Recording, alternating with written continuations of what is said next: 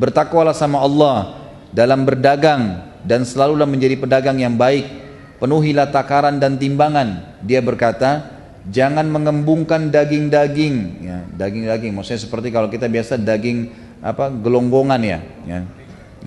Itu biasanya di Idul Adha di sini dilakukan di Indonesia ya. Jadi sengaja sapinya diminumkan banyak sehingga kelihatan gemuk dan kalau ditimbang jadi berat. Ini sudah terjadi di zaman dulu, mereka lakukan. Dan nanti kalau disembelih ternyata airnya banyak tumpah.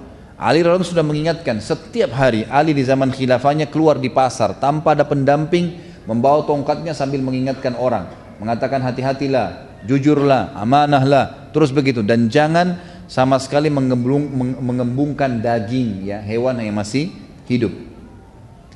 Suatu hari juga Ali pernah keluar dengan 2 helai kain. Dia menggunakan salah satunya sebagai sarung sedangkan yang lainnya sebagai baju. Dia menjulurkan salah satu kain tersebut dan mengangkat sisi yang lainnya. Lalu dia berkata, aku memakai 2 kain ini karena keduanya lebih menjauhkanku dari kesombongan, lebih baik untukku dalam sholatku dan merupakan sunnah bagi orang mukmin. Artinya beliau tidak mengkhususkan pakaian kerajaan. Umar bin Abdul Aziz yang terkenal seorang khalifah yang masyhur di Umayyah berkata, orang yang paling zuhud terhadap dunia adalah Ali bin Abi Thalib radhiyallahu anhu. Dan banyak sekali pendapat-pendapat ulama berhubungan dengan masalah ini. Kita masuk dalam itu kezuhudan, kita masuk ke masalah keadilan beliau radhiyallahu anhu. Ali bin Abi Thalib sangat adil di dalam kepemimpinannya. Di antara yang disebutkan keadilannya, Ali bin Abi Thalib berkata di atas mimbar di hari Jumat, wahai para pemimpin, sesungguhnya rakyat kalian mempunyai hak-hak, mendapatkan hukum dengan adil dan mendapatkan pembagian yang sama rata. Tidak ada kebaikan yang paling Allah cintai melebihi kepemimpinan seorang pemimpin yang adil. Lalu kemudian beliau praktekin. Turun dari mimbar, lalu beliau yang paling pertama datang ke Baitul Mal. Setiap ada masuk pendapatan dibagi kepada orang.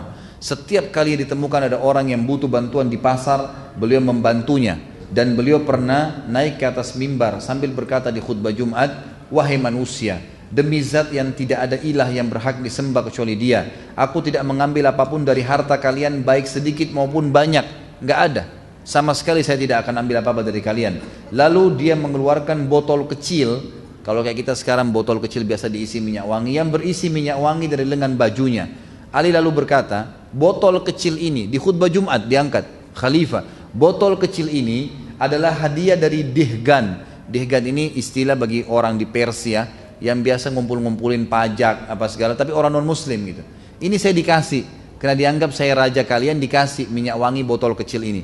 Lalu Ali mendatangi Baitul Mal, turun dari khutbah Jumat habis sholat, datangin Baitul Mal, lalu botol itu dikasih kepada penjaga Baitul Mal. Dia tidak ambil sama sekali, gitu kan. Jadi dia membuka transparansi walaupun botol minyak wangi yang kecil. Di sini kita bisa lihat bagaimana keadilan Ali radhiyallahu anhu.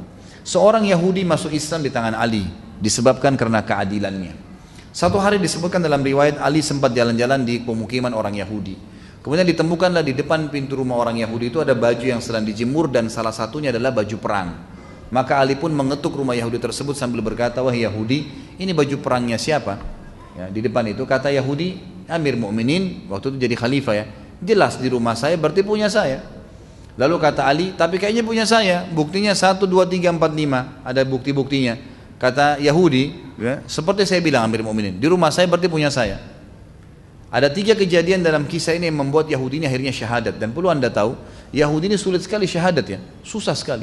Kata Nabi SAW dalam hadis sahih riwayat Bukhari, kalau seandainya ada 12 orang saja Yahudi yang beriman pada risalahku semasa Nabi hidup, 12 orang saja, seluruh Yahudi akan beriman. Saking sulitnya, ya, di bawah 10 orang saja yang sempat mengucapkan syahadat pada satu. Bahkan ulama menghitung 3-4 orang saja yang sempat masuk Islam dari orang-orang Yahudi ini. Seorang Yahudi masuk Islam di tangan Ali karena keadilannya pada saat memimpin. Waktu itu Ali, ada 3 kejadian ya, setelah dialog sama Yahudi ini yang membuat Yahudi ini masuk Islam. Yang pertama adalah Yahudi ini kaget waktu Ali bilang, ini baju siapa? Dia bilang baju saya, di rumah saya jelas punya saya. Ali tunjukkan buktinya, dan ini dialog antara raja muslim dengan masyarakat biasa kafir. Sudah masyarakat biasa kafir, artinya kalau raja dia mau diambil saja, gitu kan? Tapi ini enggak. Maka kejadian pertama yang buat Yahudi ini syahadat, dia bilang, tiba-tiba Amir Mukminin Ali mengajak saya ke pengadilan. Ayo kita ke pengadilan kalau begitu. Jadi bukan Ali ambil langsung, kata si Yahudi ini yang menukir riwayat kepada kita. Dia mengatakan kalau seandainya ini raja Yahudi, udah diambil secara paksa. Tapi karena ini Muslim dia tidak ambil.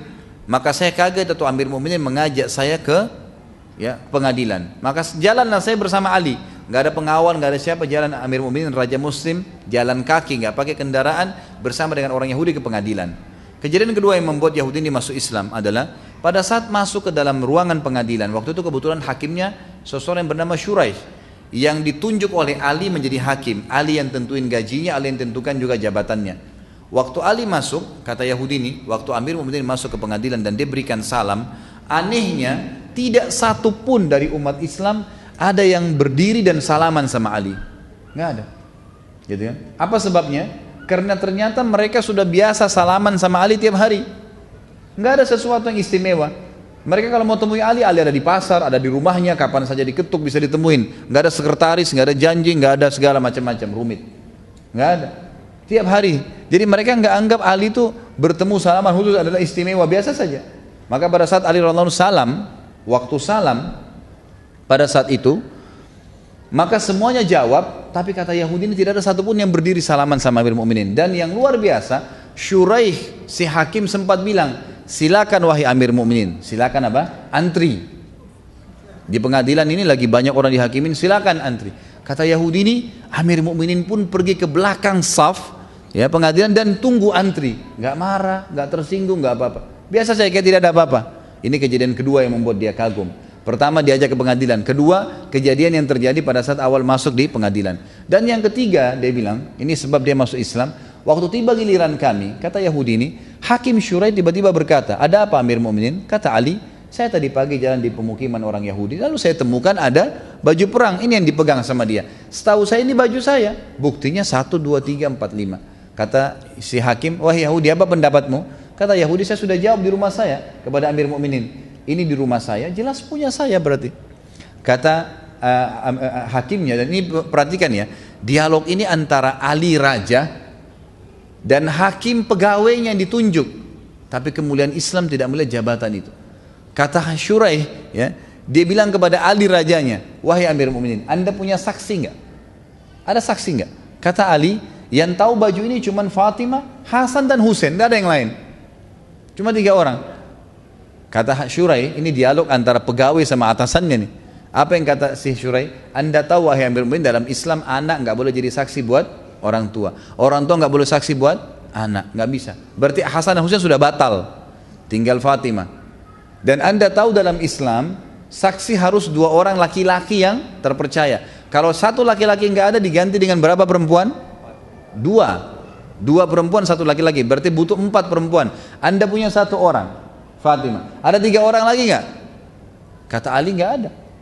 Cuma itu saja. Kata Yahudi ini tiba-tiba saya kaget. Ini yang membuat dia masuk Islam yang ketiga, kejadian ketiga.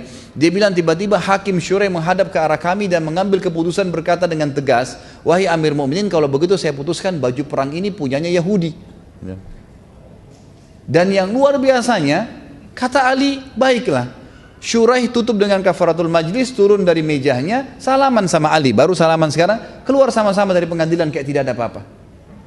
Yahudi ini menghadap ke sana, dia bingung kejadian ini. Dia bilang, sebentar Amir Mukminin, sebentar wahai hakim. Apakah pengadilan sudah selesai? Ali yang jawab, sudah wahai Yahudi. Walaupun saya yakin itu baju perang saya.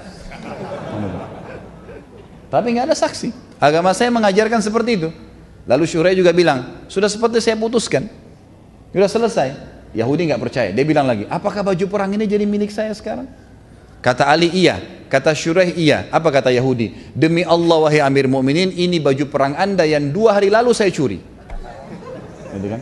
Lalu dia syahadat, asyhadu an la ilaha illallah wa anna Muhammad Rasulullah. Dia syahadat gara-gara perilakunya Ali dan keadilannya. Dan ini salah satu riwayat yang sangat menarik diangkat pada saat Ali radhiyallahu anhu menjadi khalifah. Dan ini luar biasa, gitu kan? Ini luar biasa.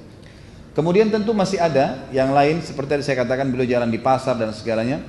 Disebutkan bahwasanya Ali radhiyallahu anhu dalam riwayat ini dinukil oleh Abu Nuaim dalam Al-Hilyah dan Ibnu Abi Syaibah dalam Musannafnya dengan sanad yang sahih.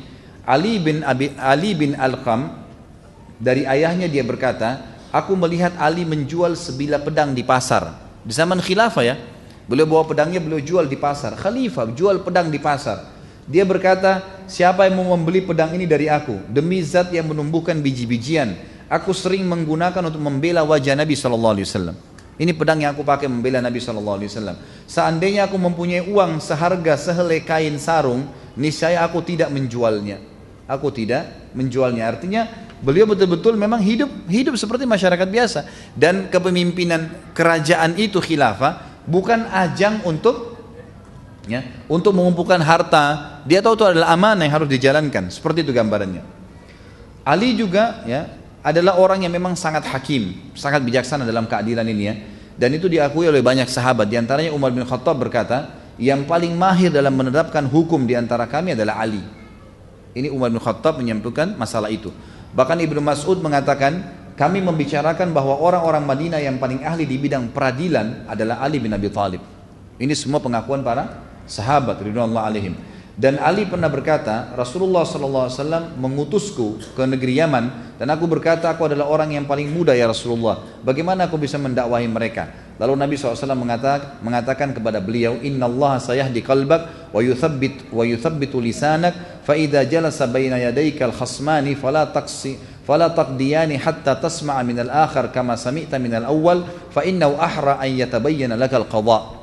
Kata Nabi SAW, sesungguhnya Allah akan membimbing hatimu dan meneguhkan lisanmu, karena aku yang telah mengutusmu. Jika ada dua orang yang berselisih datang di hadapanmu, maka jangan engkau menetapkan sebelum engkau mendengarkan ucapan orang kedua seperti engkau mendengar ucapan orang yang pertama, karena itu akan lebih memantapkan putusanmu. Sama dengan hadis Nabi SAW yang lain juga, kalau datang kepadamu dua orang yang sedang ribut, maka jangan kau dengar, jangan kau putuskan kepada orang yang sedang datang walaupun matanya satu sudah rusak, gitu kan? Sampai engkau melihat lawannya, rivalnya. Karena bisa saja rivalnya matanya dua-duanya rusak, gitu kan? Maka disuruh mengadukan seperti itu. Umar juga radhiyallahu anhu berkata dari Abu Sa'id al-Khudri, beliau berkata atau beliau pernah bertanya kepada Ali tentang sesuatu, lalu Ali menjawab, maka Umar berkata, aku berlindung kepada Allah dari kehidupan di tengah suatu kaum yang tidak ada Abu Hasan di antara mereka. Maksudnya Ali radhiyallahu anhu. Dan banyak sekali riwayat-riwayat yang menyebutkan hal-hal yang seperti ini, yang menyebutkan tentang masalah bagaimana keadilan beliau. Kemudian kedermawan, beliau sangat dermawan dan murah hati radhiyallahu anhu. Disebutkan di dalam sebuah riwayat yang sahih, dan riwayat ini dinukil disebutkan dalam Ar-Riyadun An-Nadhirah oleh At-Tabari. Dan ini juga dinukil riwayat dari para tabi'in dan dengan sanad yang sahih. Dikatakan Ali radhiyallahu anhu tidak wafat kecuali memiliki uang 100.000, Allahu alam dirham atau dinar pada saat wafat. Tapi Ali memiliki utang 70.000. Lalu ditanyakanlah kepada anaknya Hasan, kenapa kok bisa utangnya sebesar itu? Harta sudah ada, tapi kenapa kok bisa waktu beliau meninggal kenapa kok bisa utangnya lebih mendekati hampir seluruh harta? Kata dinukil bahwasanya Ali radhiyallahu anhu semasa hidup sering kedatangan ipar-iparnya, kenalan-kenalannya, dan juga kerabat-kerabatnya. Maka beliau tidak pernah membiarkan mereka pergi kecuali sudah diberikan sesuatu. Artinya diberikan harta kepada mereka. Kemudian juga disebutkan Ali radhiyallahu anhu pernah keluar satu waktu, kemudian menuju ke rumahnya satu waktu, lalu Fatimah berkata, wahai Ali, kami tidak punya makanan lagi, kecuali uang 3 dirham ini. Maka diberikanlah uang tersebut kepada Ali. Ali pun menuju ke pasar ingin membeli makanan. Di tengah pasar dia bertemu dengan satu orang fakir miskin yang berkata setelah salam, wahai ayahnya Hasan, saya sudah 3 hari nggak makan dengan anak istri saya. Bisakah engkau membantuku? Ali waktu itu pegang uang cuma 3 dirham, tidak ada lagi yang lain. Maka dengan keyakinan kepada Allah dia mengatakan, tidak mungkin saya membantu orang susah ini kemudian Allah membuat saya dan keluarga saya mati kelaparan, karena saya belum makan hari ini saja sementara orang ini sudah 3 hari nggak makan. Maka dia pun dengan keyakinan memberikan semua 3 dirham itu. Setelah itu dia pulang ke rumahnya, kata Fatimah, mana makanannya? Kata Ali, tadi ada orang begini ceritanya, maka saya berikan. Fatimah pun menangis mengatakan, lalu kita makan apa? Kata Ali, jangan kau khawatir ya Fatimah, Allah tidak akan membiarkan kita mati kelaparan karena membantu orang. Saya akan ke rumah ayahmu Rasulullah SAW, mungkin beliau punya makanan. Maka keluarlah Ali radhiyallahu anhu menuju ke rumah Nabi SAW, dan ini saksi bahasan kita. Pada saat itu bertemulah Ali dengan seorang Ansar yang membawa unta betina merah, dengan tangannya. Setelah memberikan salam kepada Ali, kemudian ngobrol-ngobrol, lalu dia berkata, wahai ayahnya Hasan, saya punya unta yang bagus, apa anda ingin beli? Waktu itu kebetulan unta yang seperti ini harganya di pasar standar cepat laku 40 dirham. Kata Ali, baiklah, tapi saya nggak ada duit. Kata orang itu, Anda boleh bayar kapan saja. Lalu kata Ali, berapa engkau mau jual? Dia bilang, saya jual 20 dirham. Udah bayarnya kapan saja ada uang, kemudian setengah harga pasar gitu kan. Lalu Ali pun mengambil. Baru saja jalan berapa langkah ingin ke rumah Nabi SAW, ada orang Ansar yang kedua datang, yang kenal orang Ansar pertama, lalu berkata kepada Ali setelah salam, wahai ayahnya Hasan, saya lihat kamu punya unta yang bagus, apa kau mau jual? Kata Ali, iya. Lalu orang itu berkata, berapa? Kata Ali, 40 dirham, harga standar pasar. Orang itu nggak nawar, nggak apa, langsung dikasih di tangannya. Kemudian Ali sempat mengejar pemilik unta yang pertama, dikasih 20 dirham uang untanya, lalu 20 dirham dibawa pulang ke rumahnya. Jadi di sini kita lihat bagaimana Ali radhiyallahu anhu sangat dermawan, ya, sangat dermawan yang luar biasa. Kemudian Ali radhiyallahu anhu juga disebutkan di sini, ya, memiliki kata-kata emas yang sering dijadikan sebagai rujukan, dan ini cukup banyak disebutkan, tapi saya akan sebutkan mungkin beberapanya ya. Di antaranya adalah beliau berkata dan diajikan rujukan oleh para sahabat, oleh para tabi'in, an-nasu thalatha, fa'alimun rabbani wa muta'alimun ala sabilin najah wa hamajun ri'a'u atba'u kulla na'iq yamiluna ma'a kulli rihin. Lali diselimut itu. Tapi di sini penulis mengatakan bahwasanya ini kedudukan Ali radhiyallahu anhu di mata Nabi sallallahu alaihi wasallam, atau kelebihan Ali karena Ali ya berkorban untuk Nabi sallallahu alaihi wasallam. Kemudian kata para ulama, Ali karena berkorban di tempat tidur Nabi SAW, maka Nabi pun menghormati Ali dengan menikahkannya bersama Fatimah.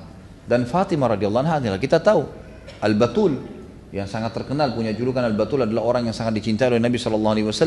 Sampai Nabi SAW bersabda, Fatimah bid'atun minni faman abghadaha abghadani. Fatimah bagian dariku, siapa yang membuatnya marah maka dia telah membuatku marah.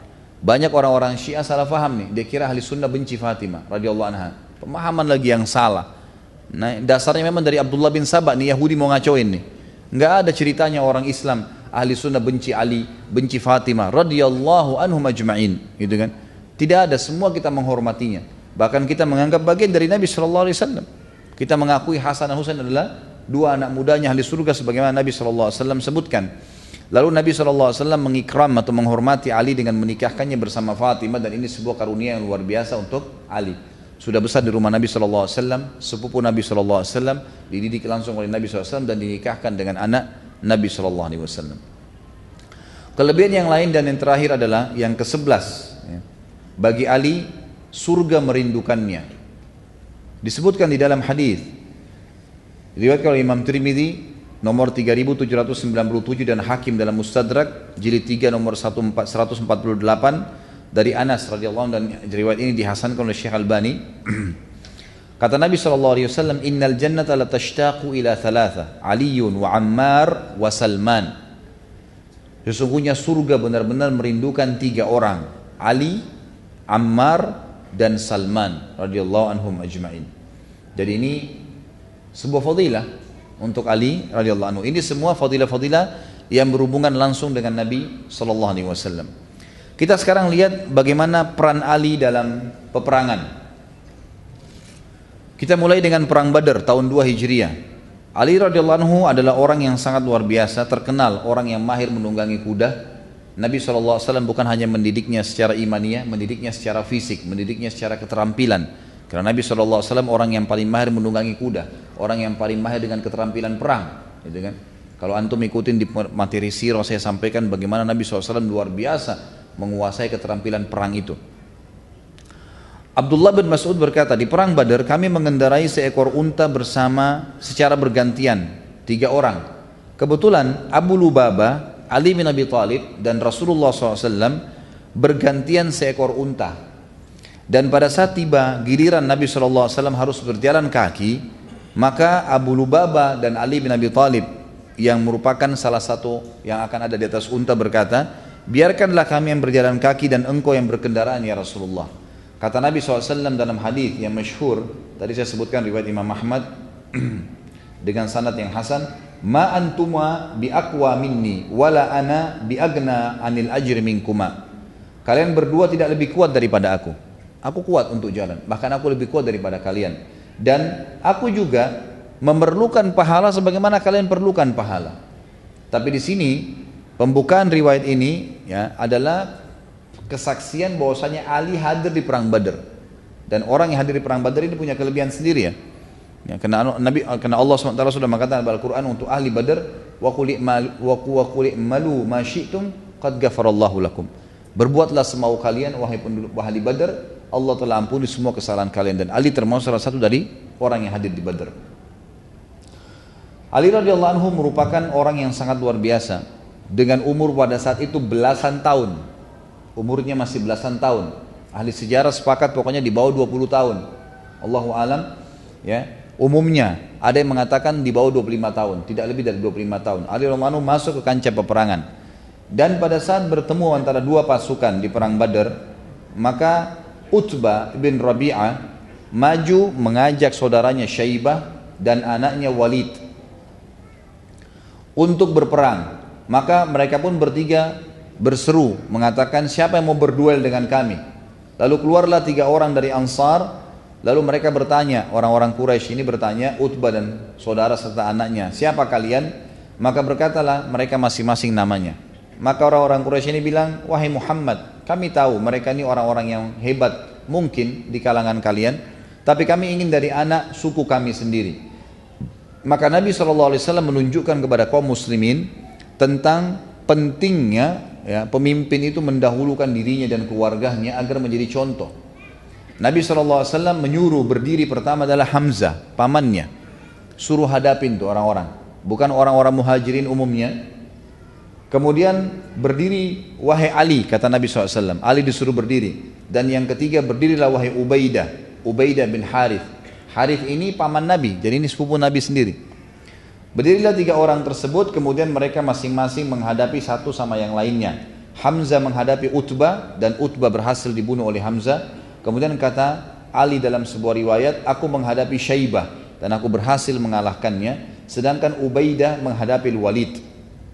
Semuanya ya berhasil dibunuh. Hamzah berhasil membunuh lawannya, Ali berhasil membunuh lawannya, tapi Ubaidah dan Al-Walid mereka saling pukul satu sama yang lain sehingga akhirnya dua-duanya jatuh. Kemudian terbunuhlah akhirnya Al-Walid di tangan Hamzah radhiyallahu anhu ajma'in. Ringkas cerita adalah Ali bin Abi Thalib termasuk orang yang keluar berduel pada saat itu, keluar berduel. Dan orang yang ditampilkan dalam duel kalau di kancah peperangan itu pasti orang yang akan membawa nama harumnya pasukan. Kapan duel itu? Misalnya ada 1000 pasukan lawan 1000 pasukan. Kalau 2 orang maju, yang maju ini membawa nama baiknya yang 1000. Kapan dia berhasil menang? Mengangkat semangat yang 1000 ini, gitu kan? Maka yang duel bukan orang sembarang. Nabi SAW selain memilih sahabat, kerabatnya sendiri dari sahabatnya, juga memang memilih bertip orang-orang terpilih. Ini orang-orang yang luar biasa ya. Dan kita akan lihat nanti bagaimana memang keterampilan Ali radhiyallahu anhu dalam peperangan. Di antaranya juga adalah perang Khandaq. Di perang Khandaq ini, Khandaq itu dibuat parit yang sangat besar oleh Nabi SAW. Dikenal dengan dikenal juga dengan perang Ahzab. Surah Ahzab menceritakan masalah itu.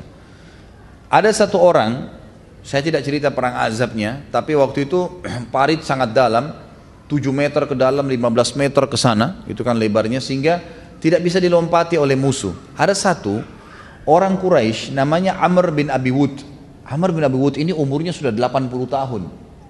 Tapi orangnya kuat, kekar. Dia satrianya orang Mekah. Nggak ada yang berani kalau sudah masuk di medan perang, pasukan Quraisy, musuh-musuh Quraisy kalau lihat ada Amr bin Abi Wud ini tidak ada yang berani datang. Pasti semuanya mundur, nggak berani melawan gitu. Karena orangnya luar biasa, kuat sekali secara fisik, gitu kan. Walaupun umurnya sudah 80 tahun. Dan subhanallah semua kuda-kuda Quraisy berusaha loncatin tadi parit, tidak ada yang berhasil. Kudanya Amr bin Abi Wud berhasil. 80 tahun umurnya, dia tunggangi kuda, dia bisa loncatin parit 15 meter. Itu bukan main-main itu. Berhasil loncat ke sana, kemudian dia tantang kaum muslimin. Dia bilang, kalau kalian jantan, jangan serang saya, jangan keroyokin, tapi saya ajak duel. Siapa yang berani keluar? Melihat kejadian tersebut, waktu itu umurnya 80 tahun. Ali di bawah 25 tahun, gitu kan.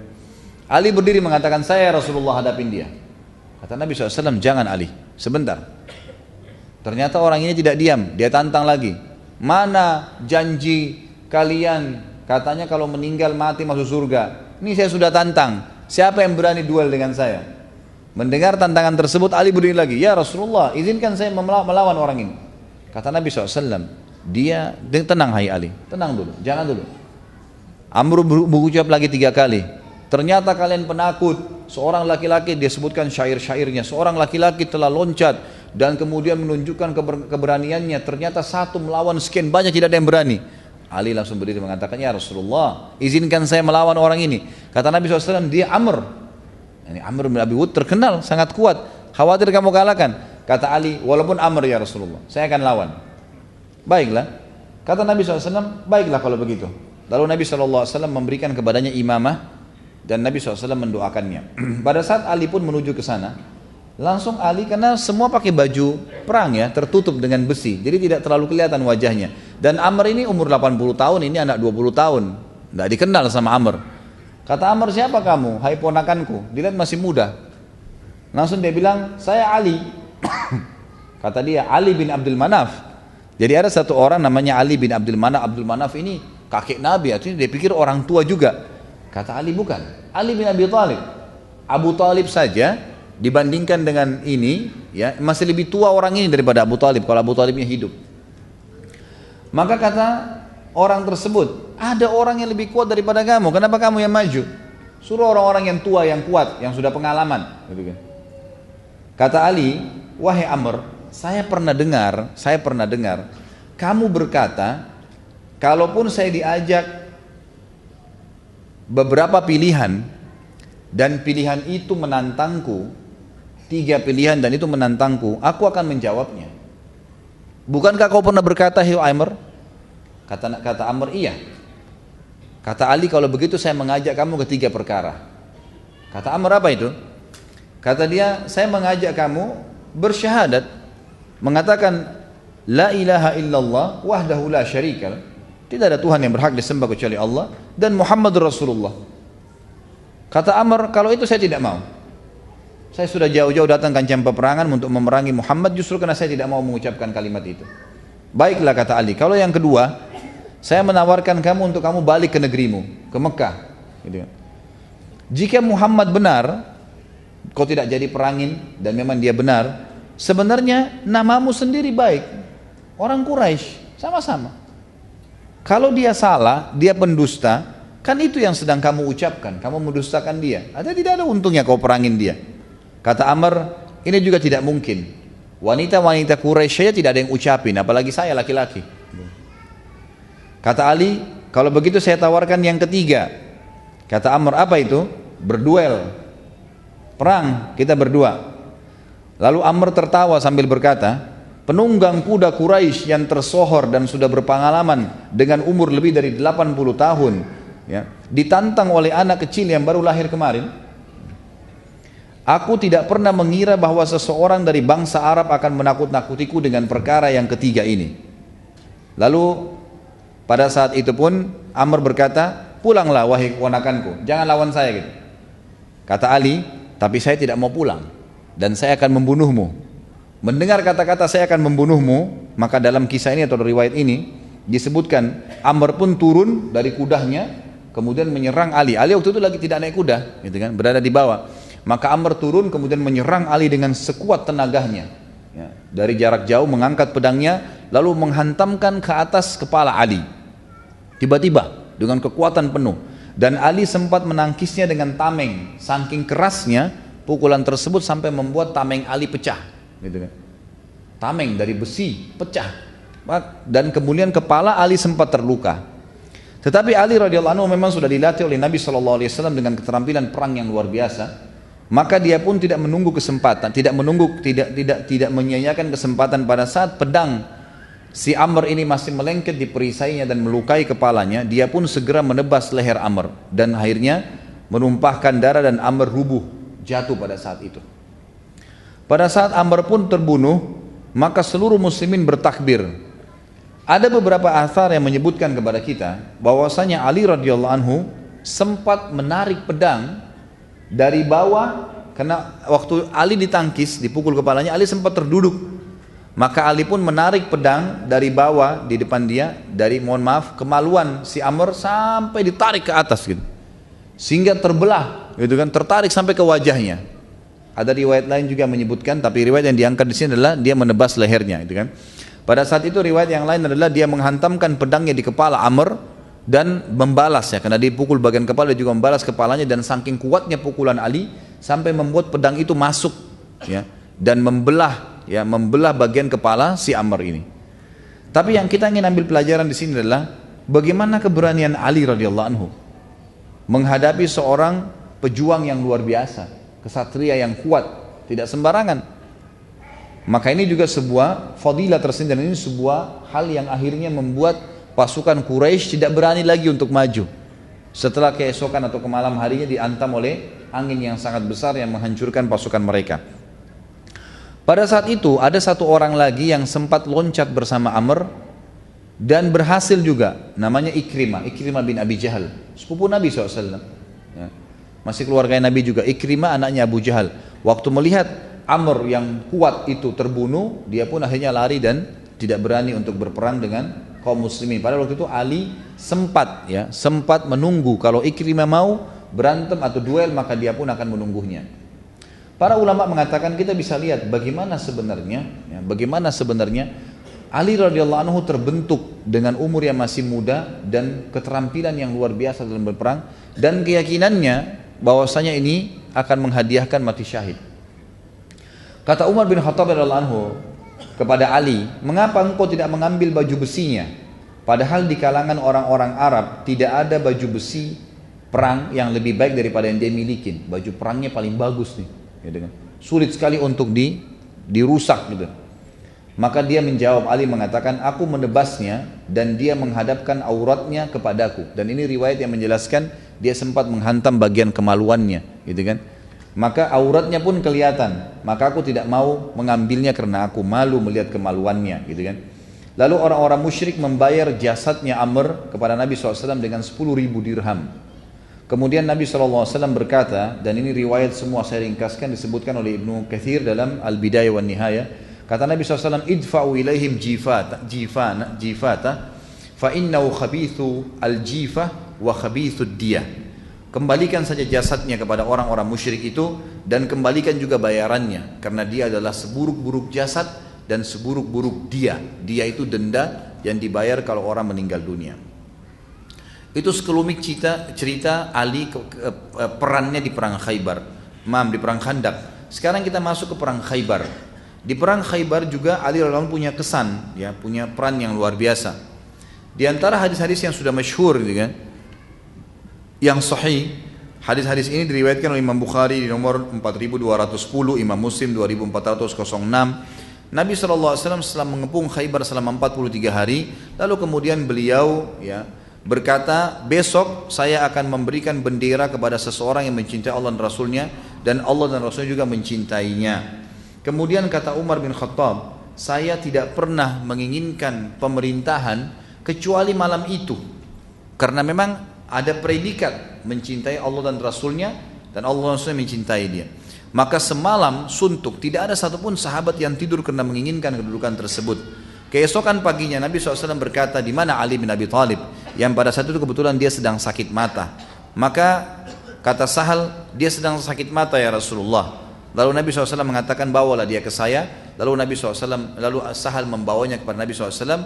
Lalu Nabi SAW meludahi mata Ali, kemudian sembuhlah sakit matanya. Lalu beliau bersabda kepada Ali, umfudh ala rizkika hatta tanzila bisahatihim thumma du'uhum ilal islam wa akhbirhum bima yajibu alaihim min haqqillahi fi fa wallahi la in yahdiyakallahu la an yahdiyakallahu bika rajulan wahidan khairun laka min an yakuna laka humurun ni'am. Majulah ke depan, benteng mereka dengan tenang, jangan tunjukkan kepanikan. Kemudian pada saat engkau tiba di depan benteng mereka, tawarkanlah kepada mereka untuk masuk Islam. Katakan kepada mereka apa yang akan menjadi kewajiban mereka dan merupakan hak mereka di dalam Islam. Demi Allah, bila Allah memberikan petunjuk satu orang karena kamu penyebabnya, itu lebih baik daripada engkau mendapatkan unta yang merah. Saksi bahasan kita di sini adalah bagaimana ya, Nabi SAW memberikan bendera khusus kepada Ali radhiyallahu anhu. Dalam riwayat lain Abu Sa'id Al-Khudri menyebutkan, riwayat ini riwayatkan Imam Ahmad nomor hadis 16 dan dengan sanad yang hasan, Rasulullah SAW memegang panji di malam hari itu dan beliau menggoyangkannya, maksudnya menintak, lalu menancapkan tongkatnya ke tanah. Beliau bersabda, siapa yang akan mengambil panji ini dan memberikan haknya, maka majulah seorang sahabat mengatakan, aku ya Rasulullah. Lalu kata Nabi SAW, mundurlah. Kemudian orang lain pun maju mengatakan, aku ya Rasulullah. Kata Nabi SAW, mundurlah. Kemudian Nabi SAW mengatakan, demi zat yang telah memuliakan wajah Muhammad, aku akan menyerahkannya kepada seorang laki-laki yang tidak akan pernah lari. Jadi ternyata ada satu ciri khasnya Ali radhiyallahu anhu ini. Beliau itu sangat yakin dengan kebenaran Allah dan Rasulnya, dan kalau maju di medan perang, memang yang beliau cari mati syahid, beliau tidak mau mundur, walaupun tinggal satu orang, tinggal beliau sendiri, beliau tidak mau mundur. Makanya Nabi SAW waktu bilang, demi zat yang telah memuliakan wajah Muhammad, aku akan menyerahkan kepada seorang laki-laki yang tidak akan pernah lari, bagaimanapun keadaannya. Kalau tinggal tangannya saja yang bisa bergerak, tetap dia pakai untuk berperang, gitu kan. Kalau seluruh anggota tubuhnya patah pun, tetap dia pakai untuk berperang. Maka dia mengatakan, wahai Ali, majulah dan terimalah panji ini. Lalu Ali pun bergerak maju sampai Allah membuka Khaybar, dan Ali datang membawa kurma-kurma serta daging-daging cincangnya. Riwayat ini menjelaskan juga kepada kita tentang fadilah Ali, hampir sama dengan tadi, bagaimana Ali radhiyallahu anhu diberikan bendera tersebut. Ada sedikit kisah yang menarik di perang Khaybar ini. Ada orang Yahudi yang sempat keluar, dua orang, yang bernama Marhab dan yang bernama Harith. Dua orang ini, mohon maaf, yang satu bernama Marhab dan yang satu bernama Amir. Dua orang ini disebutkan dalam riwayat tingginya 5 hasta. Kurang lebih kalau 5 hasta itu 5 meter kali.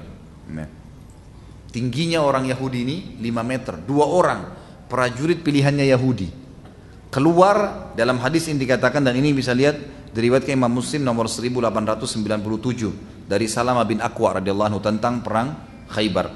Pada saat itu keluar dan keduanya menantang siapa yang mau berduel. Bayangkan kalau 5 meter jalan, mungkin dari lantai ini ke atas ini berapa? 5 meter kira-kira? Nggak nyampe ya, mungkin 4 meter. Bayangkan 5 meter tingginya, besar, pedangnya pun sangat besar, badannya semua dipenuhi dengan besi, gitu kan. Dua orang ini keluar, kemudian dua-duanya menantang. Sekali lagi, pada saat ditantang keluar duel, dan kebetulan untuk dia tantang ini pasukannya Ali yang tadi diutus oleh Nabi untuk maju ke depan sudah sampai di depan. Ali pemimpin waktu itu ya, sudah jadi pemimpin. Nabi SAW di belakang, karena dia yang disuruh pimpin pasukan untuk menembus benteng tersebut. Ali radhiyallahu anhu bisa menunjuk siapa saja dari prajuritnya suruh maju untuk melawan. Bayangkan 5 meter tinggi, besar badannya, gitu ya. Maka yang keluar melawan si Marhab ini ternyata Ali. Ali sendiri yang maju mengatakan, saya akan melawannya. Dan yang melawan Amir, Zubair ibn Awam, sepupu Nabi SAW juga. Dua-duanya terkenal. Sementara poster tubuh Ali dengan Zubair memang kekar tinggi besar juga, tapi tidak setinggi ini. Tingginya mereka itu mendekati Nabi SAW. Kurang lebih sebagian ahli sejarah mengatakan, sebagian ya, tinggi Nabi SAW itu antara 190 sampai hampir 2 meter. Tinggi Nabi SAW tinggi 190, antara Umar bin Khattab dengan Abdullah bin Mas'ud. Intinya adalah Ali tidak jauh dari situ, tetapi orang ini 5 hasta, tinggi sekali, gitu kan. Maka keluarlah keduanya, dan ternyata Ali radhiyallahu anhu pun sempat melawan dan membunuh Marhab. Bahkan keluar juga adiknya yang bernama Harith dengan poster tubuh yang hampir sama, juga dikalahkan oleh Ali. Dua-duanya dibunuh oleh Ali radhiyallahu anhu.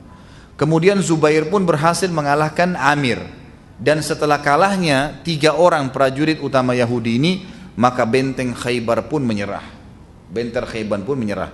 Beberapa riwayat menyebutkan pada saat Ali radhiyallahu anhu sedang duel dengan Marhab dan Harith, serta Zubair duel dengan Amir, maka debu-debu pada berkecamukan dan tidak kelihatan lagi karena pertempuran duel yang luar biasa. Sampai-sampai akhirnya Ali keluar dari kancah duel itu, dari debu tersebut, dan Zubair juga keluar. Ternyata ditemukan pada saat debu itu sudah tidak lagi bertebangan, ditemukan orang-orang Yahudi ini sudah menjadi jasad, sudah mati maksudnya, sudah tergeletak di tanah. Maka pada saat itu pun Nabi SAW dan para sahabat bertakbir dan akhirnya benteng Khaybar gugur. Benteng Khaybar gugur. Jadi ini juga termasuk hal yang luar biasa dari kepemimpinan Ali radhiyallahu anhu.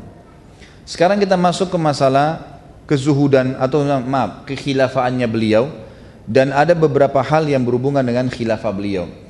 Pertama, pada saat Utsman bin Affan terbunuh radhiyallahu anhu, maka masyarakat Madinah memilih Ali, dan Ali pun sempat menolak. Ali nggak mau sebenarnya, tapi orang-orang Madinah mengatakan, serahkan tanganmu, kami membaiatmu, karena kalau tidak ada pemimpin maka kita akan susah. Serahkan tanganmu. Maka Ali pun akhirnya dibaiat. Ali pada saat dibaiat, beliau pun akhirnya mengirim surat ke seluruh penjuru wilayah Islam termasuk Syam dan Irak untuk membaiatnya. Tetapi Irak dipenuhi oleh penduduk yang merupakan pengikut Abdullah bin Sabah yang menjadi penyebab terbunuhnya Utsman bin Affan. Sementara negeri Syam ada Muawiyah, yang Muawiyah adalah sepupu Ali, sepupu Utsman, dan memang dia masih menuntut darahnya Utsman dulu baru membaiat, gitu kan. Ringkas cerita adalah awal fitnah yang terjadi di khilafahnya Ali pada saat sudah dibaiat adalah terjadinya perang unta, perang Jamal. Perang Jamal ini terjadi di tahun 36, hari-hari pertama, hari-hari pertama dibaiatnya Ali. Kisahnya adalah pada saat Utsman terbunuh, Aisyah radhiyallahu anha sedang berada di Mekah. Sedang umroh gitu. Lalu kemudian Zubair bin Awam, yang tadi juga kita sebutkan kisahnya di dalam Khaybar, yang melawan salah satu orang Yahudi tadi, Amir itu. Zubair dan Talha, dua sahabat yang masuk surga, dua-duanya membaiat Ali di Madinah. Kemudian dua-duanya keluar dari Mekah, dari Madinah menuju ke Mekah. Mau umrah juga, bertemulah dengan Aisyah radhiyallahu anha. Lalu kemudian mereka menceritakan tentang perkembangan kepada Aisyah, apa yang terjadi di Madinah pada saat itu. Maka mereka pun sepakat tiga-tiga untuk memilih membaiat Ali.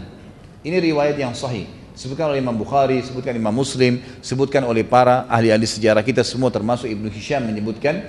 Maka pada saat itu datang kepada Aisyah radhiyallahu anha surat-surat dari orang-orang Irak, dan orang-orang Irak yang menyurat ini adalah pengikutnya Abdullah bin Sabah. Mereka tahu kalau seandainya Ali berhasil dibaiat oleh seluruh muslimin, maka secara otomatis mereka akan terbongkar kedoknya dan akan dihukum, dikisos. Dalam Islam yang membunuh dipenggal, apalagi membunuh raja gitu kan. Maka pada saat itu tibalah kepada Aisyah radhiyallahu anha, dan mereka tahu berita ada Zubair dan juga Talha, semuanya sahabat yang mulia dijamin masuk surga. Maka tibalah surat tersebut mengatakan, datanglah ke Irak dan kami akan mendukung anda untuk meminta kepada Ali darahnya Utsman. Padahal yang menyurat ini yang membunuh Utsman. Mereka bilang seperti itu. Keluarlah Aisyah radhiyallahu anha dengan Talha dan Zubair ke negeri Irak, ke kota Basra tepatnya. Tujuannya adalah untuk memenuhi panggilan tadi. Dan sempat dalam surat tersebut tertulis kalimat-kalimat yang mengatakan, kami penduduk Irak siap mendukung anda, dan juga agar umat ini tidak pecah, maka harusnya cepat dibantu, ditolong. Seperti itulah bahasanya. Padahal sebenarnya mereka sedang melakukan sebuah strategi fitnah. Di waktu yang bersamaan, pengikut-pengikut Abdullah bin Sabah ini menulis surat juga kepada Ali ke Madinah, bahwasanya wahai Ali, keluarlah ke Irak karena Aisyah, Talha dan Zubair telah membentuk pasukan di Irak. Zaman dulu nggak ada media, nggak bisa, orang jaraknya jauh. Yang bisa dilakukan adalah berjaga-jaga. Maka Ali pun menyiapkan pasukan berjaga-jaga, sementara Aisyah, Talha sama Zubair tidak ngerti apa-apa sama sekali. Datang ke sana, ternyata orang-orang Irak ini di sana sudah mereka buat gemuruh sekian berita bahwasanya Aisyah ini Ummul Mukminin akan diserang oleh Ali. Mereka memang tadinya tidak suka sama Ali, gitu kan. Pengikut Abdullah bin Sabah yang membentuk pemahaman Syiah ini, yang banyak orang bilang mendukung Ali, mereka dalam sejarah terbukti tidak suka sama Ali. Mereka benci sama Ali karena mereka membunuh Utsman, mereka takut dihukum, dikisos gitu. Ternyata di Irak mereka sudah buat berita agar orang-orang awam yang tidak sepaham dengan mereka mau membela, mau membentuk pasukan. Mereka bilang Aisyah Ummul Mukminin sedang datang, gitu kan, ke sini, dan sama Talha sama Zubair, dan mereka akan diserang oleh Ali. Kira-kira apa yang terjadi? Orang-orang Irak yang memang tidak paham apa-apa, tidak ada hubungannya sama pengikut Abdullah bin Sabah ini, ikut-ikutan siapin pasukan nih, karena niatnya mau membela siapa? Aisyah, gitu kan. Disiapkanlah seekor unta, makanya dikenal dengan Ma'rakatul Jamal, peperangan Jamal, karena memang Aisyah di atas unta. Waktu tiba Aisyah radhiyallahu anha, Talha dan Zubair di Irak, tiba-tiba melihat sudah ada pasukan ramai. Ada apa nih? Oh, Ali mau nyerang dari Madinah. Aisyah sama Talha sama Zubair ini bingung. Ada apa kok Ali mau nyerang? Apa sebabnya? Apa kesalahan kalian? Ya mau menyerang kalian, wahai Aisyah, Talha, Zubair, karena kalian dianggap tidak mau membaiat. Kata Aisyah sama Talha dan Zubair, siapa yang bilang tidak mau dibaiat? Jelas-jelas saya mau dibaiat. Kami membaiat Ali kok. Pokoknya ringkasnya berjaga-jaga. Aisyah dinaikkan ke unta tersebut, Talha dan Zubair juga diberdirikan di atas kuda. Baiklah, kita tidak buat apa-apa kok, tidak nyerang Madinah, tunggu di sini gitu. Sebelum itu ada sebuah wilayah namanya Hauhab. Hauhab ini sebuah wilayah antara Mekah ke Irak. Ya. Pernah Nabi SAW bersabda dalam hadis sahih kepada istri-istri yang lagi duduk, kata Nabi SAW, nanti akan ada seseorang di antara kalian yang akan masuk ke wilayah Hauhab ini, dan dia akan dikerumuni oleh anjing yang bergonggong di kiri kanannya.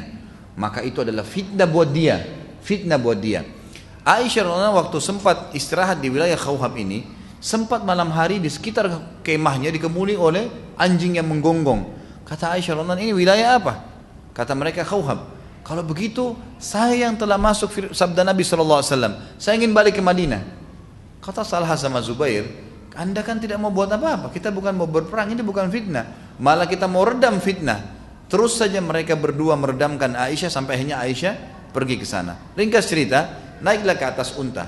Waktu Ali dengan pasukannya tiba di Irak, melihat di sana sudah ada pasukan dan Aisyah di atas unta, Talha sama Zubair di atas kuda, berarti benar nih informasi dari surat. Kalau mereka mau berperang melawan Ali, padahal ini fitnah, direkayasa keadaan. Dan ini kita harus ambil pelajaran dari kisah seperti ini, bahwasanya ada orang-orang di tengah umat Islam yang mau memerangi kaum muslimin. Dan di Indonesia ini semoga Allah berikan hidayah, banyak tuh namanya nama-nama Islam tapi bencinya sama Islam luar biasa. Begitu diingatkan jangan sakiti orang Islam, ini Indonesia Pak. Maksudnya apa Indonesia? Gak ada hubungannya sama Islam. Padahal yang bicara namanya Muhammad, namanya Ahmad, namanya Abdullah, namanya kakeknya siapa? Ajib ini, luar biasa gitu. Benci dengan Islam. Terjadi di tengah-tengah umat Islam seperti inilah. Waktu itu Aisyah karena sempat memimpin dan berkata, saya ingin berbicara dengan Ali. Maka bertemulah antara Ali dengan sahabat-sahabat ini. Ternyata nggak ada apa-apa. Terbongkar waktu itu kedoknya. Ternyata bukan nih. Untung tidak langsung saling serang. Maka Aisyah, Ali, Talha, Zubair sepakat tidak ada peperangan kalau gitu. Kami keluar dari Mekah, kami tidak tahu apa-apa. Ali pun mengatakan, saya keluar karena saya dapat surat ini suratnya nih. Katanya kalian bersiap-siap untuk memerangi saya. Kata mereka tidak pernah. Mana pernah kami mau perangi anda, kami akui anda, gitu kan. Baik, selesai sepakat. Malam waktu itu sudah malam, kita sepakat bubar nih. Gak usah ada peperangan, bubar. Orang-orang ini sudah tahu, tidak jadi fitnah. Maka keesokan paginya disebutkan dalam semua riwayat tadi saya katakan, ahli-ahli sejarah di sunnah termasuk, cukup dalam riwayat Bukhari disebutkan. Maka mereka pun menyerang pasukan Ali, sekelompok mereka, dan sekelompok lagi menyerang pasukannya Aisyah. Waktu mereka bangun tidur, mereka mengira satu sama lain saling fitnah, karena mereka sambil teriak gitu kan, sambil kesannya memang dari arah pasukannya Ali, dan ini dua pasukan besar, mereka istirahat gitu kan. Maka sudah malam, besok mau bubar nih. Subhanallah, subuh-subuh ya saling terjadi keributan tadi kan. Kita tahu kalau saya lagi jalan misalnya dengan 10 orang anak-anak, atau maksudnya orang-orang anak-anak muda, kemudian ada 10 orang lagi sana jalan, satu orang saja mencaci maki di sana. Ini ribut, berantem. Saya bisa berhentikan berantemnya? 10 orang, nggak bisa saya berhentiin. Kalau sudah mulai lemparan batu pasti berantem tuh, udah susah. Mau diberhentiin bagaimana? Bagaimana kalau pasukan? Dan pada saat itu disebutkan dalam buku-buku sejarah, pasukan Ali keluar dari Madinah jumlahnya 10.000 orang. Bukan jumlah yang kecil. Pasukan yang terbentuk yang mengelilingi Aisyah 6.000 orang. Pasukan yang besar, bukan pasukan yang kecil, bukan 10-20 orang yang bisa diredam. Terjadilah pertempuran pada saat itu. Waktu dari pertempuran, sempat Ali radhiyallahu anhu meredam. Ali tidak pernah memukul satupun dari kaum muslimin. Muhammad bin Hanafiyah, anak Ali yang memegang panji peperangan waktu itu mengatakan, saya bingung, di sana takbir, di sini takbir. Yang mana ini?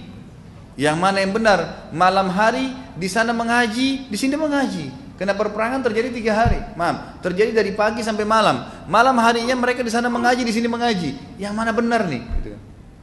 Kata Muhammad bin Hanafiyah, semenjak kejadian perang unta ini, saya tidak pernah lagi mau angkat pedang saya. Saya patahkan kalau berhadapan dengan muslim, tidak mau lagi. Karena banyaknya korban pada saat itu. Dan subhanallah, pasukan-pasukan pengikut Abdullah bin Sabah ini, mereka memang kan yang memang mengatur peperangan itu. Jadi di kancah peperangan itu mereka bermain. Jadi mereka sudah atur. Nanti ada yang lempar, sengaja lihat kalau ada misalnya ada sahabat seperti nanti terbunuhnya Zubair, ya. Talha ini terbunuh karena kasus dibunuh oleh mereka. Mereka lihat ternyata di kancah peperangan Talha sama Zubair nggak mau memukul pasukannya Ali. Nggak satu pun, karena ini orang Madinah, mereka kenal.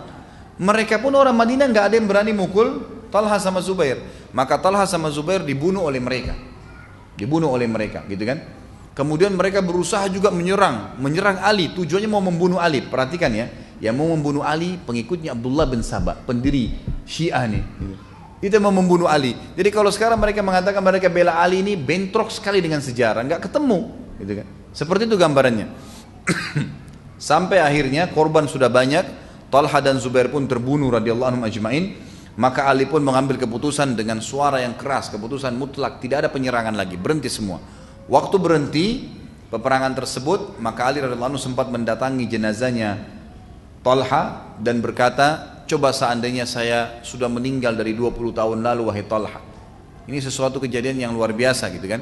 Tetapi ulama mengatakan Talha ini mati karena anak panah yang dilempar oleh pengikut Abdullah bin Sabah ini. Jadi orang-orang yang membuat fitnah, maka dihitung dia mati syahid dan kena hadis Nabi SAW tadi yang sudah kita sebutkan waktu naik di gua Bukit Jabal Nur yang ada gua Hira yang sempat goncang dan ada Talha di situ. Zubair pun begitu. Dan Nabi SAW pernah bersabda kepada Ali, wahai Ali, nanti akan datang kejadian antara kau dengan Aisyah. Maka kata Ali radhiyallahu anhu dalam hadis sahih ini, ya Rasulullah, kalau begitu saya binasa. Ada apa saya ribut dengan istri anda gitu? Ada masalah apa? Kata Nabi SAW, intinya kalau terjadi, kata Nabi tidak jelaskan. Kalau terjadi, maka kembalikanlah dia ke rumahnya di Madinah. Itu saja sabda Nabi SAW. Nah waktu itu Ali mengetahui, lalu Ali radhiyallahu anhu membawa pulang Aisyah ke rumahnya, dan semua ahli sunnah sepakat mengatakan semua sahabat mulai semenjak itu berhenti satu sama yang lain untuk saling mendengar berita dari selain mereka. Itu yang pertama. Jadi selain sahabat mereka tidak terima beritanya. Kemudian yang kedua, mereka juga ya saling menyesal kejadian yang terjadi tersebut dan menganggap ini fitnah yang terjadi di tengah-tengah kaum muslimin. Itu yang terjadi. Baik, itulah perang unta. Dan pada saat perang unta ini selesai, gitu kan, ternyata pengikut Abdullah bin Sabah tadi mereka keluar dari kancah peperangan dan mereka membuat fitnah yang sama yang tadi saya bilang di Siffin. Mereka nyurat lagi ke Muawiyah di Syam karena ada dua kubu kan, penduduk Madinah itu dukungannya Aisyah dari Talha dan Zubair yang dianggap bisa ditarik. Kemudian ada Muawiyah, mereka nyurat ke Muawiyah bahwasanya Ali keluar dengan pasukannya dari Madinah dan sudah memerangi Aisyah dan Talha dan Zubair. Talha dan Zubair mati di kancah peperangan, dikalahkan. Sebentar lagi Ali akan menuju ke negeri Syam, persiapkan dirimu. Muawiyah ini nggak ngerti apa-apa, terima surat, kemudian lihat surat dari negeri Irak, lalu kemudian mereka berjaga-jaga saja. Ali pun diberikan berita, disebarkan berita dan sampai ke telinga Ali, kalau Muawiyah juga keluar dengan pasukannya. Ketemulah ke negeri Syam dan terjadi perang Siffin yang sudah kita jelaskan. Jadi dua kejadian besar nih, dua kejadian besar dalam khilafahnya Ali radhiyallahu anhu dan dua-duanya fitnah. Dan akhirnya alhamdulillah selesai dengan sahabat ini saling memaafkan satu sama yang lain. Sebagaimana Ali berkata, sesungguhnya aku, Talha, Zubair, karena Talha dan Zubair yang terbunuh ya, akan bertemu dan akan saling memaafkan di mahkamah Allah pada hari kiamat. Kita masuk sekarang ke masalah khilafah Rashidah, bagaimana Ali memimpin, ya. Terlepas daripada fitnah tadi, bagaimana beliau memimpin dengan luar biasa. Di antara hal yang mendasar yang harus difahamin adalah Ali ini orang yang sangat zuhud. Zuhud dalam arti kata dia mendahulukan akhirat dari dunia. Di antara riwayatnya adalah beliau selalu setiap malam sholat malam, tidak pernah ketinggalan tahajud. Pada saat orang sedang tidur, dia selalu berada di mihrabnya, dan dia sering kali meneteskan air mata yang tidak berhenti, dan sering kali keluar dari mulutnya kalimat yang didengar oleh orang-orang di sekitar rumahnya. Ya dunia, ilayya ta'arradti am ilayya tashawwaqti. Hayhata gurri gairi qad abantuki talaqtuki thalathan la raj'ata fiha. Fa'umruki qasir, aishuki hakir, wa khataruki kabir. Ahin min qillati zat wa bu'di safar wa wahsyati tariq. Kata Ali di malam hari setelah sholat tahajud, hampir setiap malam dia ulangin kalimat ini. Wahai dunia, engkau telah menggodaku dan engkau telah rindu kepada, engkau telah menggodaku, engkau sedang menggodaku atau engkau rindu kepadaku? Tanda tanya ya. Lalu dia mengatakan, menjauhlah dan goda orang lain. Aku telah mentalakmu, menceraikanmu 3 kali dan tidak ada peluang untuk kembali lagi. Umurmu pendek, kehidupanmu hina, bahayamu besar. Aku khawatir terhadap minimnya bekal, jauhnya perjalanan dan jalan yang mengerikan. Ulama menukil ini tentang zuhudnya Ali radhiyallahu anhu. Artinya memang beliau setelah menjadi khalifah pun seluruh dunia dia milikin sebenarnya pada saat itu, tapi beliau tidak mau sama sekali dengan dunia ini. Disebutkan dalam riwayat lain, beliau pernah kedatangan seorang penjaga Baitul Mal di zaman khilafah beliau, kemudian memberitakan, wahai Amir Mukminin, Baitul Mal sudah penuh dengan harta, baik harta rampasan perang maupun harta pendapatan negara. Maka Ali pun berkata, topanglah saya. Ditopanglah Ali menuju ke Baitul Mal itu. Waktu melihat harta banyak sekali, kata Ali, segala puji bagi Allah yang telah memberikan rezeki untuk kaum muslimin. Lalu beliau mengatakan, iklankanlah, panggil seluruh umat Islam. Dipanggillah pada saat itu. Kemudian Ali membagi semuanya pada hari yang sama. Hari itu Baitul Mal masuk, hari itu dihabiskan semua dibagi. Lalu Ali pun menyuruh lantainya disiram dengan air, dibersihkan. Kemudian Ali pun sholat 2 rakaat di atas tempat tersebut. Dan Ali berkata, segala puji bagi Allah yang telah membuat amanah ini aku jalankan. Jadi ini termasuk masalah kezuhudan. Beliau tidak ambil sedikit pun dari harta itu. Disebutkan dalam riwayat yang lain, pada saat beliau memimpin, beliau sempat memindahkan kepemimpinan dari Madinah ke Kufah. Khilafahnya beliau di Kufah, di Irak. Dan di Kufah telah dibangun oleh masyarakat Kufah istana yang besar untuk beliau. Pada saat beliau melihat istana tersebut dengan singgasananya, Ali cuma disuruh masuk untuk jadi raja saja di situ, gitu kan.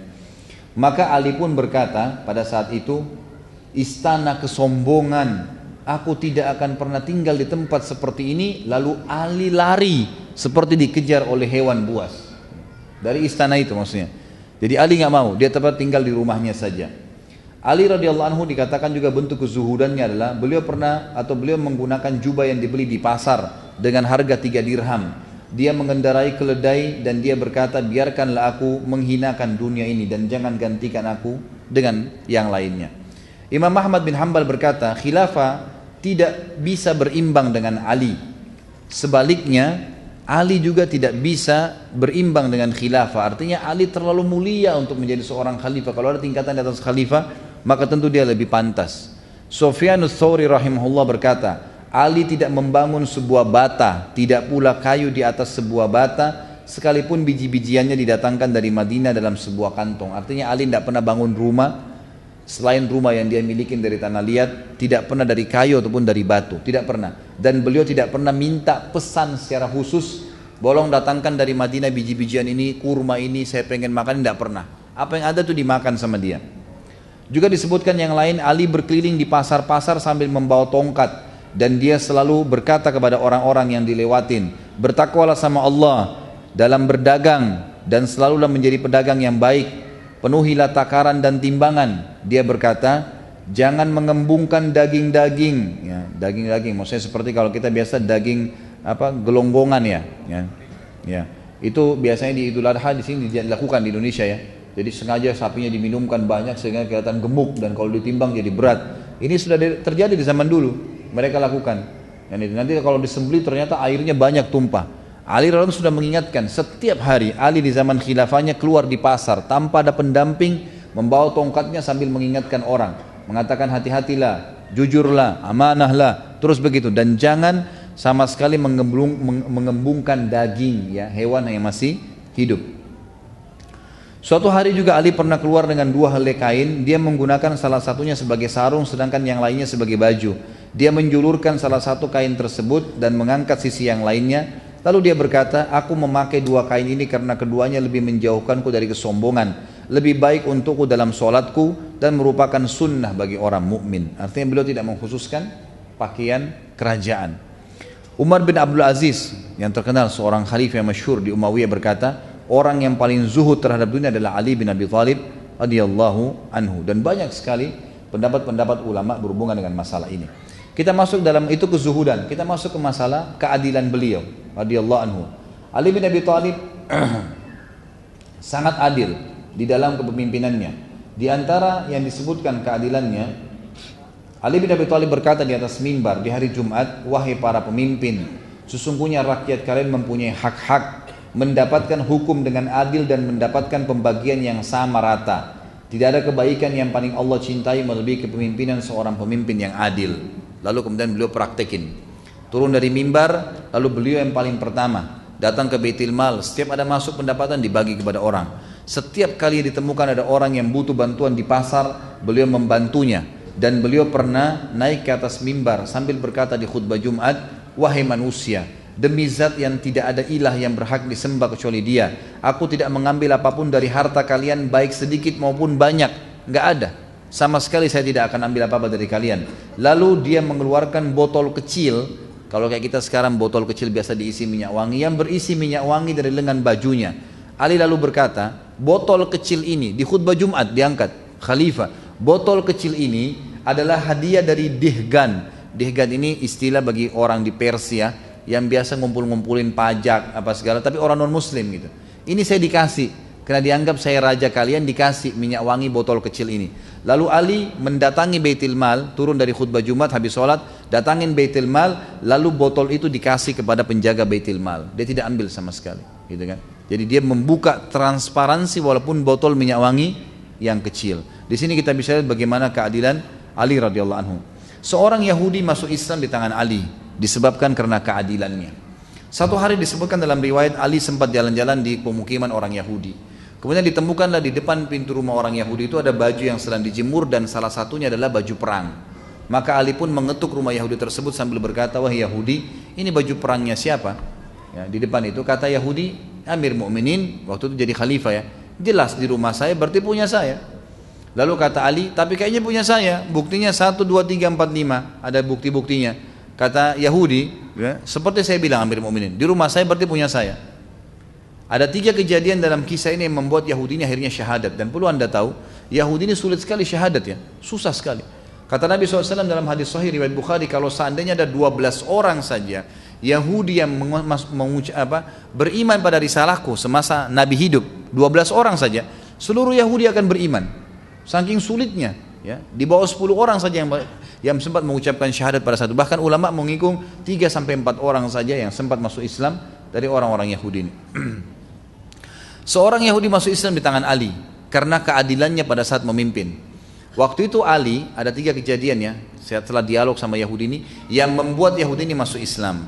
Yang pertama adalah Yahudi ini kaget waktu Ali bilang, ini baju siapa? Dia bilang baju saya, di rumah saya, jelas punya saya. Ali tunjukkan buktinya, dan ini dialog antara raja muslim dengan masyarakat biasa kafir. Sudah masyarakat biasa kafir, artinya kalau raja dia mau diambil saja, gitu kan? Tapi ini enggak.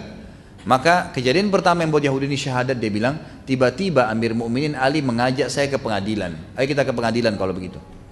Jadi bukan Ali ambil langsung, kata si Yahudi yang menukir riwayat kepada kita. Dia mengatakan kalau seandainya ini raja Yahudi, udah diambil secara paksa. Tapi karena ini Muslim dia tidak ambil. Maka saya kaget atau Amir Mukminin mengajak saya ke pengadilan. Maka jalanlah saya bersama Ali. Nggak ada pengawal, nggak ada siapa, jalan Amir Mukminin raja Muslim, jalan kaki, nggak pakai kendaraan bersama dengan orang Yahudi ke pengadilan. Kejadian kedua yang membuat Yahudi ini masuk Islam adalah pada saat masuk ke dalam ruangan pengadilan. Waktu itu kebetulan hakimnya seseorang yang bernama Shuraih, yang ditunjuk oleh Ali menjadi hakim. Ali yang tentuin gajinya, Ali yang tentukan juga jabatannya. Waktu Ali masuk, kata Yahudi ini, waktu Amir Mu'minin masuk ke pengadilan dan dia berikan salam, anehnya tidak satu pun dari umat Islam ada yang berdiri dan salaman sama Ali. Nggak ada. Gitu kan? Apa sebabnya? Karena ternyata mereka sudah biasa salaman sama Ali tiap hari. Nggak ada sesuatu yang istimewa. Mereka kalau mau temui Ali ada di pasar, ada di rumahnya, kapan saja diketuk bisa ditemuin. Nggak ada sekretaris, nggak ada janji, nggak ada segala macam-macam rumit. Nggak ada. Tiap hari. Jadi mereka nggak anggap Ali itu bertemu salaman khusus adalah istimewa, biasa saja. Maka pada saat Ali radhiyallahu anhu salam, waktu salam pada saat itu, maka semuanya jawab, tapi kata Yahudi ini tidak ada satupun yang berdiri salaman sama Amir Mu'minin. Dan yang luar biasa, Shuraih si hakim sempat bilang, silakan wahai Amir Mu'minin, silakan apa? Antri. Di pengadilan ini lagi banyak orang dihakimin, silakan antri. Kata Yahudi ini, Amir Mu'minin pun pergi ke belakang saf ya pengadilan dan tunggu antri. Nggak marah, nggak tersinggung, nggak apa-apa. Biasa saya kayak tidak ada apa-apa. Ini kejadian kedua yang membuat dia kagum. Pertama diajak ke pengadilan, kedua kejadian yang terjadi pada saat awal masuk di pengadilan. Dan yang ketiga dia bilang, ini sebab dia masuk Islam.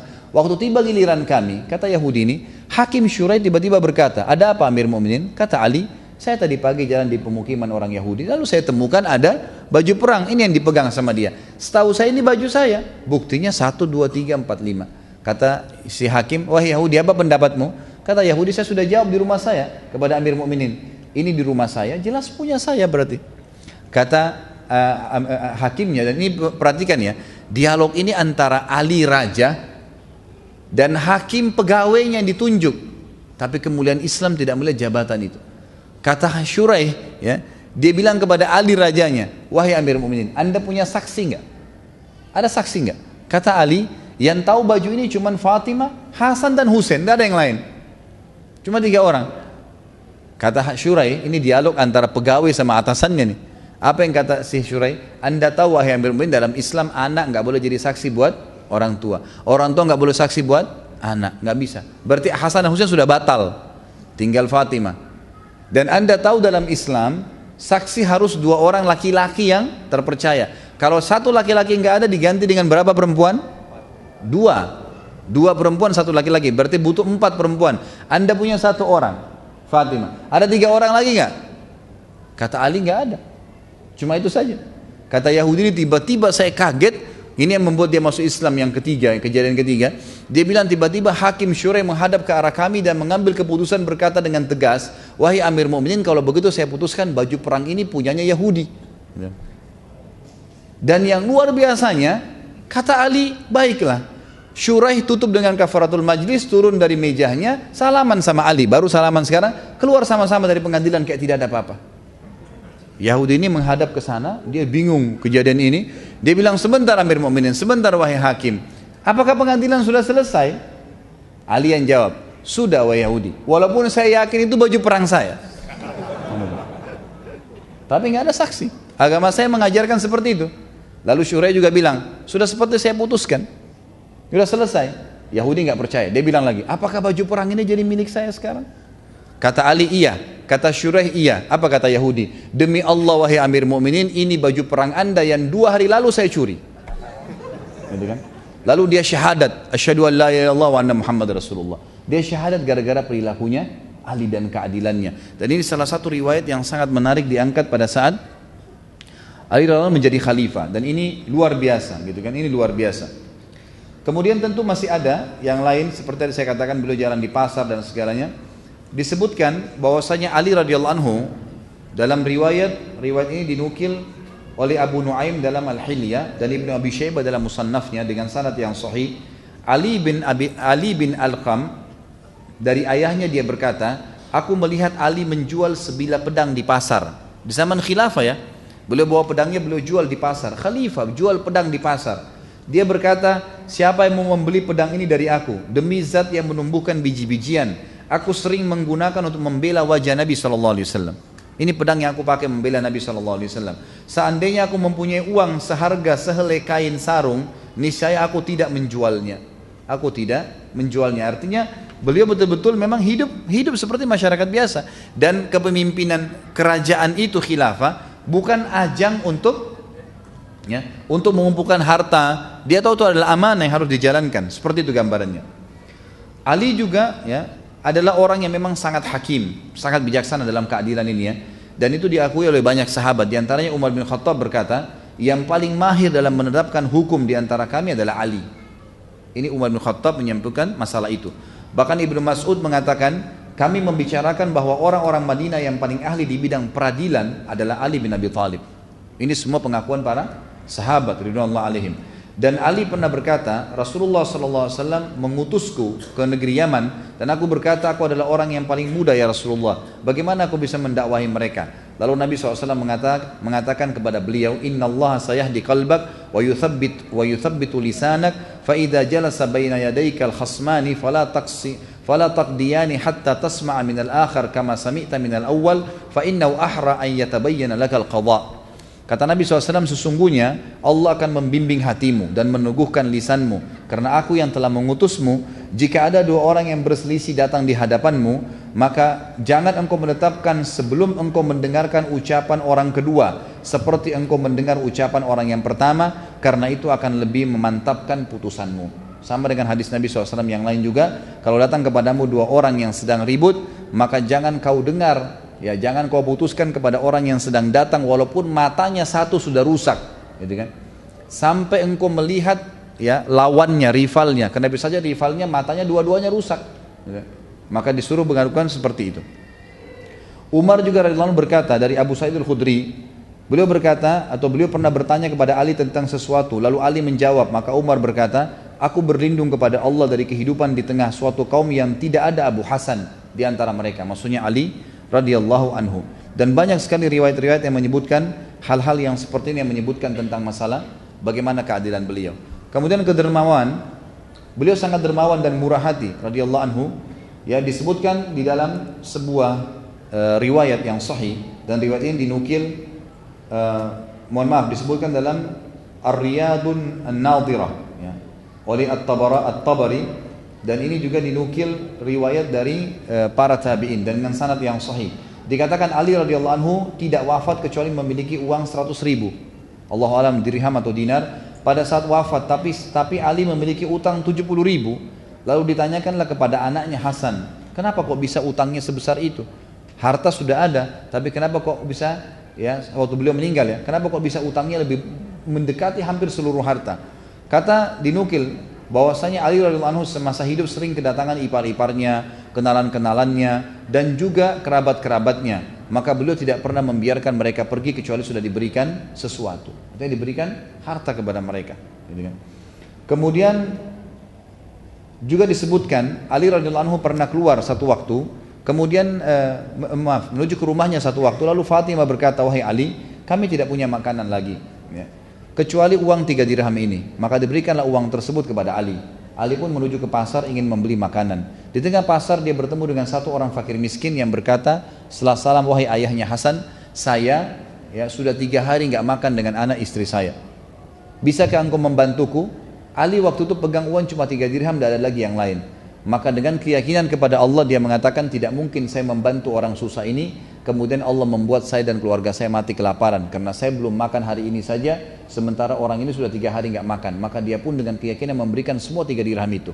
Setelah itu dia pulang ke rumahnya, kata Fatimah, mana makanannya? Kata Ali, tadi ada orang begini ceritanya, maka saya berikan. Fatimah pun menangis mengatakan, lalu kita makan apa? Kata Ali, jangan kau khawatir ya Fatimah, Allah tidak akan membiarkan kita mati kelaparan karena membantu orang. Saya akan ke rumah ayahmu Rasulullah SAW, mungkin beliau punya makanan. Maka keluarlah Ali radhiyallahu anhu menuju ke rumah Nabi SAW, dan ini saksi bahasan kita. Pada saat itu bertemulah Ali dengan seorang Ansar yang membawa unta betina merah dengan tangannya. Setelah memberikan salam kepada Ali, kemudian ngobrol-ngobrol, lalu dia berkata, wahai ayahnya Hasan, saya punya unta yang bagus, apa anda ingin beli? Waktu itu kebetulan unta yang seperti ini harganya di pasar standar cepat laku 40 dirham. Kata Ali, baiklah, tapi saya nggak ada duit. Kata orang itu, anda boleh bayar kapan saja. Lalu kata Ali, berapa engkau mau jual? Dia bilang, saya jual 20 dirham. Udah bayarnya kapan saja ada uang, kemudian setengah harga pasar, gitu kan. Lalu Ali pun mengambil. Baru saja jalan berapa langkah ingin ke rumah Nabi SAW, ada orang Ansar yang kedua datang, yang kenal orang Ansar pertama, lalu berkata kepada Ali setelah salam, wahai ayahnya Hasan, saya lihat kamu punya unta yang bagus, apa kau mau jual? Kata Ali, iya. Lalu orang itu berkata, berapa? Kata Ali, 40 dirham, harga standar pasar. Orang itu nggak nawar, nggak apa, langsung dikasih di tangannya. Kemudian Ali sempat mengejar pemilik unta yang pertama, dikasih 20 dirham uang untanya, lalu 20 dirham dibawa pulang ke rumahnya. Jadi di sini kita lihat bagaimana Ali radhiyallahu anhu sangat dermawan, ya, sangat dermawan yang luar biasa. Kemudian Ali radhiyallahu anhu juga disebutkan di sini, ya, memiliki kata-kata emas yang sering dijadikan sebagai rujukan, dan ini cukup banyak disebutkan, tapi saya akan sebutkan mungkin beberapanya, ya. Di antaranya adalah beliau berkata dan dijadikan rujukan oleh para sahabat, oleh para tabi'in, an-nasu thalatha, fa'alimun rabbani wa muta'alimun ala sabilin najah wa hamajun ri'a'u atba'u kulla na'iq yamiluna ma'a kulli rihin lam yastadhi'u binuril ilmi wa lam yalja'u ila ruknin wathiq. Manusia ada tiga macam. Seorang ulama rabbani, ulama yang memang tahu ilmu dan mengamalkan. Yang kedua muta'allim, pencari ilmu di atas jalan keselamatan, ini juga orang yang positif. Dan yang ketiga orang awam yang tidak berilmu, yang mengikuti setiap seruan, condong ke arah angin bertiup, tidak memiliki cahaya ilmu dan tidak berpegang kepada pilar yang kokoh. Maka janganlah kalian menjadi orang yang ketiga. Satu atau dua saja, orang alim yang mengajar atau orang yang menuntut ilmu sehingga bisa menyelamatkan dirinya dari hal-hal yang diancamkan oleh Allah.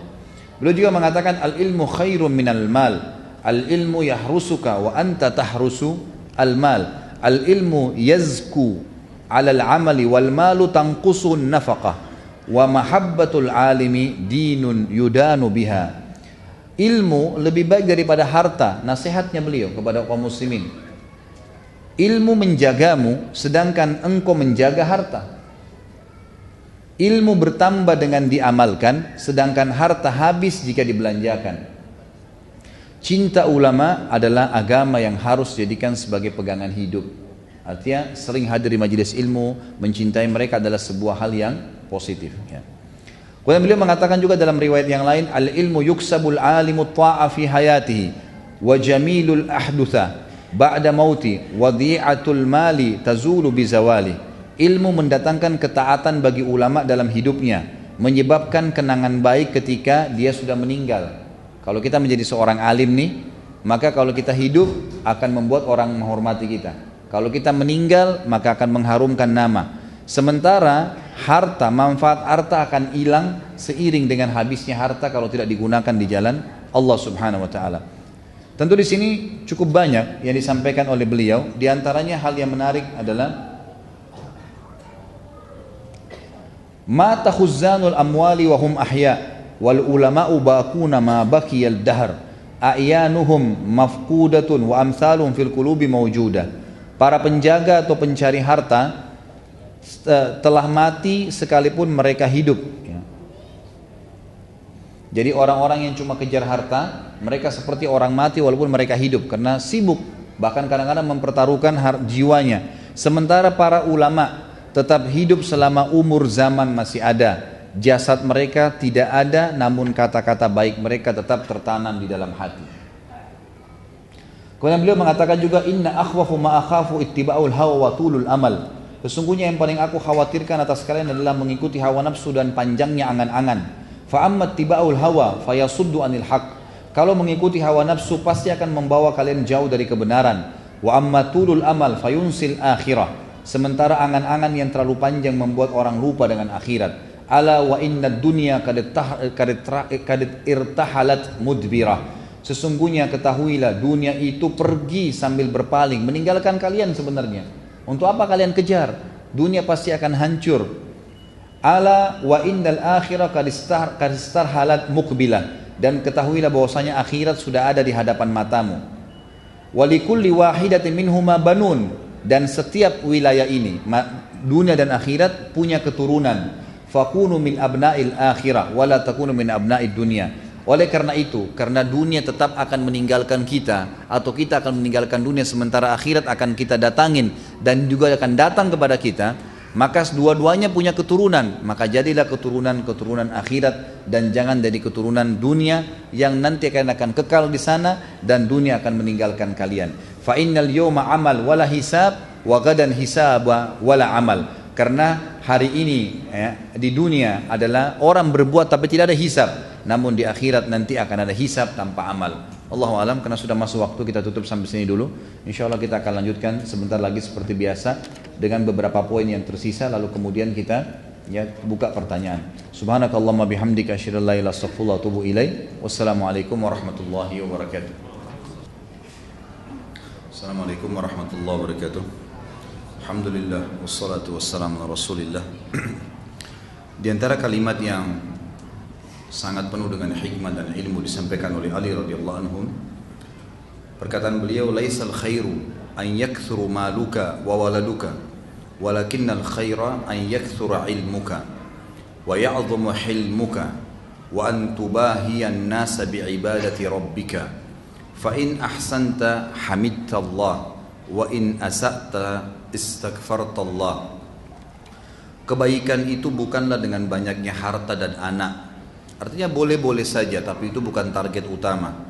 Akan tetapi kebaikan itu adalah dengan banyaknya ilmumu, luasnya ilmu yang kita milikin, besarnya kemurahan hatimu, memaafkan dan membantu orang, dan engkau mengalahkan atau bersaing dengan orang-orang dalam beribadah kepada Tuhanmu.